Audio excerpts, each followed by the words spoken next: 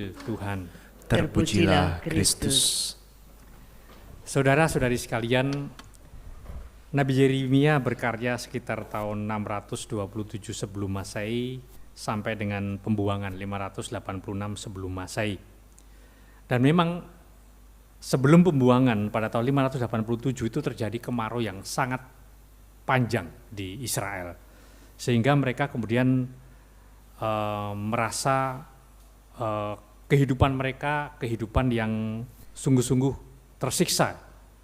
Maka kalau kita melihat di dalam akhir bacaan pertama, mereka meminta hujan. Adakah yang dapat menurunkan hujan di antara para dewa?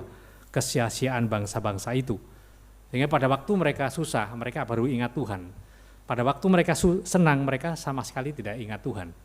Dan itulah kebetulan sebetulnya teguran yang mau diberikan oleh Nabi Yeremia. Dan pada saat itulah baru mereka ingat, bukankah hanya Engkau saja ya Tuhan, yang dalam Engkau saja pengharapan kami yang membuat semuanya itu, yang dapat menurunkan hujan hanyalah Tuhan. Baru mereka ingat. Dan di sini sebetulnya Nabi Yeremia dan juga nanti dalam bacaan Injil mengatakan kepada kita bahwa memang iman itu harus dipelihara. Artinya tidak bisa dibiarkan begitu saja. Kalau perumpamaan ladang dan ilalang itu mungkin membuat kita gusar, lah kan beda ya, kan bisa sekali dibedakan toh sejak awal itu antara gandum sama ilalang. Itu di Indonesia, di Galilea itu lain. Sampai tua itu baru kelihatan dari bulirnya itu loh. Kalau daunnya itu sama plek gitu, nanti bulirnya itu beda. Nah itu baru bisa diketahui pada waktu mau panen. Sehingga kalau kemudian itu menggambarkan akhir zaman, pengarang kitab suci Injil pada hari ini mengatakan bahwa perumpamaan itu berhubungan dengan akhir zaman. Dan kalau akhir zaman lalu mereka ingat kepada tokoh yang sangat dikenal dalam kitab Daniel 7, yaitu anak manusia. Dan itu adalah yang akan menjadi hakim pada akhir zaman.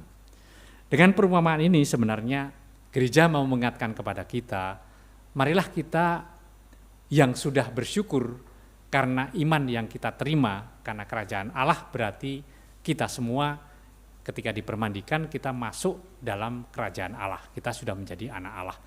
Tetapi bisa terjadi seperti ahli Taurat dan orang Farisi yang kepada mereka sebetulnya ini ditujukan, itu merasa bahwa saya sudah anak Abraham kok, sudah aman-aman saja. Dan itu persis yang dikritisi oleh Yesus, bahwa bisa terjadi iman kita tidak dipelihara, kita sudah merasa aman-aman saja.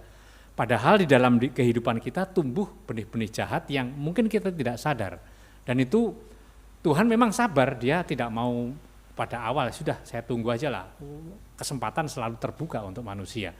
Maka saudara-saudara sekalian, marilah kita melihat perumpamaan lalang dan gandum ini sebagai tempat saat kita memikirkan kembali, memperbaiki diri, merefleksi diri sendiri. Apakah memang kehidupan kita adalah kehidupan yang sungguh-sungguh memelihara iman kita?